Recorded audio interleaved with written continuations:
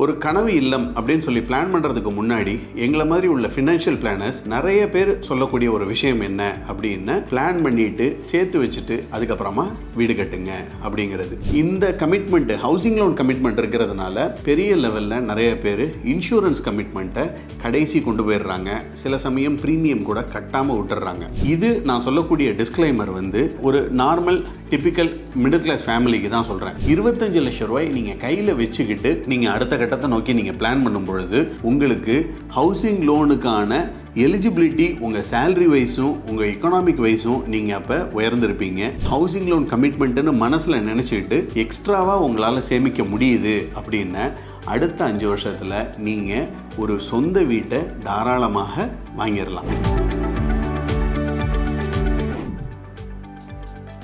Wealth podcast Tamil நேயர்களுக்கு வணக்கம். இன்னைக்கு நம்ம பார்க்க போகிற டாபிக் அனைவருக்கும் ரொம்ப விருப்பமான கனவு இல்லம் அப்படிங்கிறது. நிறைய மிடில் கிளாஸுக்கு இல்லம் அப்படிங்கிறது கடைசி வரைக்கும் கனவாகவே போயிடுது. இந்த கனவு இல்லத்தை எப்படி நம்ம பிளான் பண்ணி நம்ம வீட்டுக்கு குடியேறலாம் அப்படிங்கிறத தான் நம்ம இந்த வீடியோவில் பார்க்க போகிறோம். ஒரு கனவு இல்லம் அப்படின்னு சொல்லி பிளான் பண்ணுறதுக்கு முன்னாடி எங்களை மாதிரி உள்ள ஃபினான்ஷியல் பிளானர்ஸ் நிறைய பேர் சொல்லக்கூடிய ஒரு விஷயம் என்ன அப்படின்னு பிளான் பண்ணிட்டு சேர்த்து வச்சுட்டு அதுக்கப்புறமா வீடு கட்டுங்க அப்படிங்கிறது. இது நான் சந்திக்கக்கூடிய ஃபினான்ஷியல் பிளானிங் நபர்கள் நிறைய பேர் என்ன சொல்கிறாங்கன்னா, நீங்கள் எப்போ பார்த்தாலும் இப்படி தான் சார் சொல்கிறீங்க, வீடுன்னு நாங்கள் ஒன்று கட்டணும்னு ஆசையாக நாங்கள் வரோம், நீங்கள் இம்மீடியட்டாக அதுக்கு சேர்த்து வையே அப்படி இப்படின்னு சொல்லிடுறீங்க அப்படின்னு சொல்லி.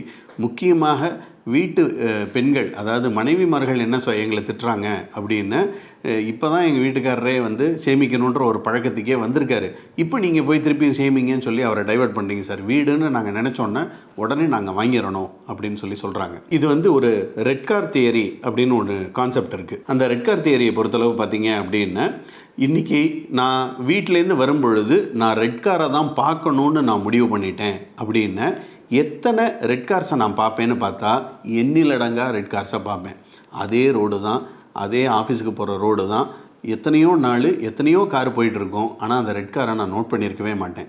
ஆனால் இன்றைக்கி நான் ரெட் காரை பார்க்கணுன்னு நான் முடிவு பண்ணிட்டேன் அப்படின்னா வெறும் கண்ணில் தெரிகிறது எல்லாமே ரெட் காராக தான் இருக்கும். இதே மாதிரி தான் வீடு கட்டணும் அப்படின்னு சொல்லி ஒருத்தவங்க முடிவு பண்ணிட்டாங்கன்னா அவங்க அது சம்பந்தமான தேடல்களில் அவங்க கண்ணில் அதிகமாக பட்டுட்ருக்கும்.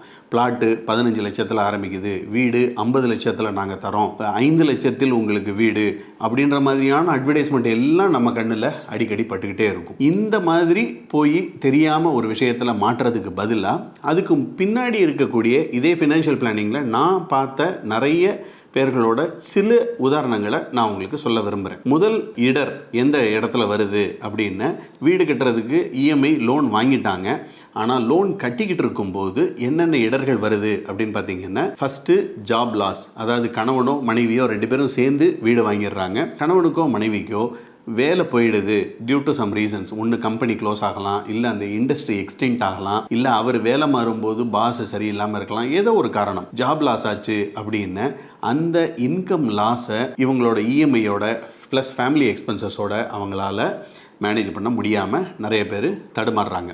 அடுத்தது பார்த்தீங்க அப்படின்னா டெத் ஆஃப் அ பர்சன். இந்த கமிட்மெண்ட் ஹவுசிங் லோன் கமிட்மெண்ட் இருக்கிறதுனால பெரிய லெவலில் நிறைய பேர் இன்சூரன்ஸ் கமிட்மெண்ட்டை கடைசி கொண்டு போயிடுறாங்க. சில சமயம் ப்ரீமியம் கூட கட்டாமல் விட்டுறாங்க. அந்த மாதிரி கட்டாமல் விடுறதுனால அந்த நபர் இறந்து போயிட்டாரு அப்படின்னா அது அந்த ஃபேமிலிக்கு மிகப்பெரிய ப்ளோவாயிடுது. அவங்க கனவு இல்லம் அப்படிங்கிற கனவு தகர்ந்து போகிறத நான் நிறைய இடத்துல பார்த்துருக்கேன். அதே மாதிரி ஃபேமிலி செப்பரேஷன். இந்த காலத்தில் பொறுமையின்மை அப்படிங்கிற காரணத்தினால நிறைய ஃபேமிலிஸு டக்குன்னு டைவர்ஸ் போகிறத நம்ம நிறைய இடத்துல பார்த்துட்டு தான் இருக்கோம். அந்த மாதிரி போயிடுது அப்படின்னா அவங்ககிட்டேருந்து வரக்கூடிய இன்கம்மை வச்சு தான் நம்ம ஒரு ஃபினான்ஷியல் பிளானிங் பண்ணுறோம்.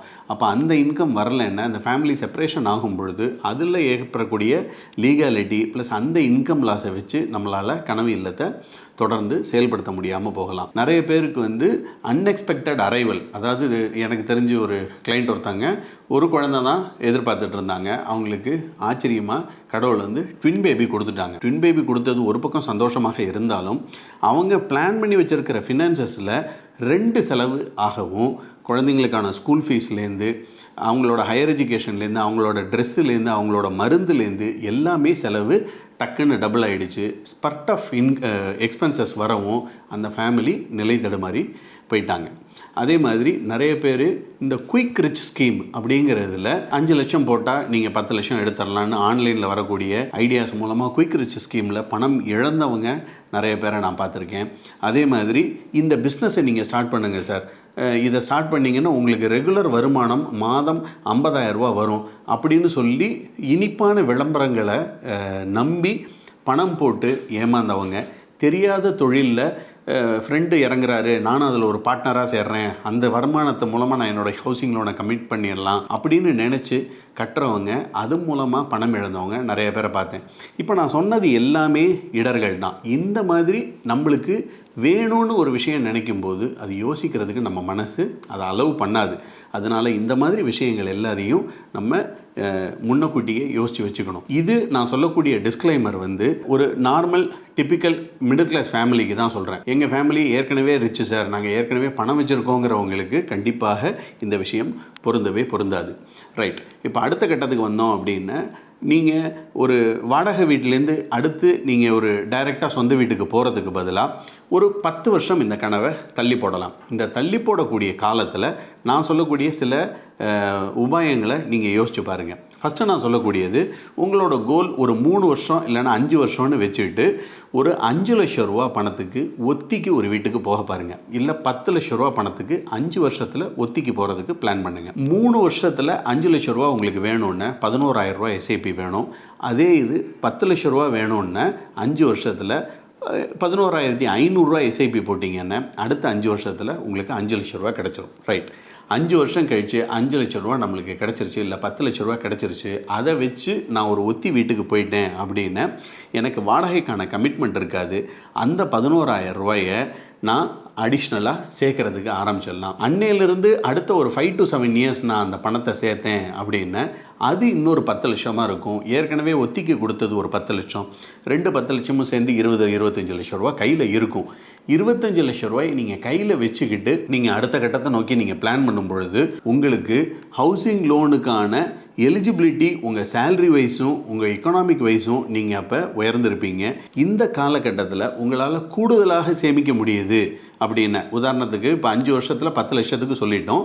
இதே இது உங்களால் ஒரு ஹவுசிங் லோன் எடுக்கணுன்னா 50,000 ரூபா இஎம்ஐக்கு 11,000 ரூபா ஏற்கனவே நம்ம சேமிப்புக்கு கொடுத்துட்டோம். அப்படிங்கிற பட்சத்தில் இன்னொரு 30-35,000 ரூபா உங்களால் ஹவுசிங் லோன் கமிட்மெண்ட்டுன்னு மனசில் நினச்சிக்கிட்டு எக்ஸ்ட்ராவாக உங்களால் சேமிக்க முடியுது அப்படின்னா அடுத்த 5 வருஷத்தில் நீங்கள் ஒரு சொந்த வீட்டை தாராளமாக வாங்கிடலாம். ஸோ இந்த மாதிரி சின்னதாக நீங்கள் கோல்ஸ் ஒன்று வச்சுக்கிட்டு தான் நீங்கள் நகரணும்.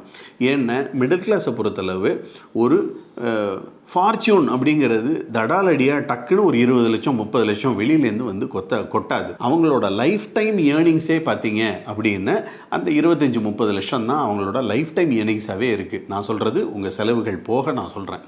அப்படி இருக்கிற பட்சத்தில் உங்கள் கனவு இல்லத்தில் நீங்கள் 2 பேரும் போய் சந்தோஷமாக இருக்கணுமே ஒழிய அந்த வீட்டுக்குள்ளே போயிட்டு நீ சொல்லி தான் நான் இந்த வீடை வாங்கினேன், நீ சொல்லி தான் நான் இந்த வீடை வாங்கினேன்னு 2 பேரும் வீட்டுக்குள்ளே உட்காந்து சண்டையை போட்டுட்டு நிம்மதி இல்லாமல் இருக்கிறதுக்கு நம்ம அந்த வீடு வாங்கலை. அதனால் நீங்கள் கனவு இல்லம் வாங்கணுங்கிறது என்னுடைய வேண்டுகோள்.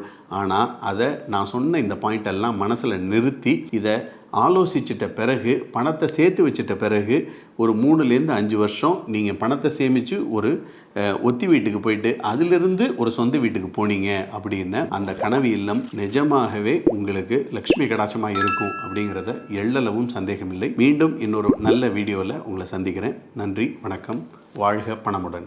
இந்த வீடியோ உங்களுக்கு பிடிச்சிருந்தா லைக் பண்ணுங்க, ஷேர் பண்ணுங்க, கமெண்ட் பண்ணுங்க. மறக்காம வெல்த் பாட்காஸ்ட் தமிழை சப்ஸ்கிரைப் பண்ணுங்க.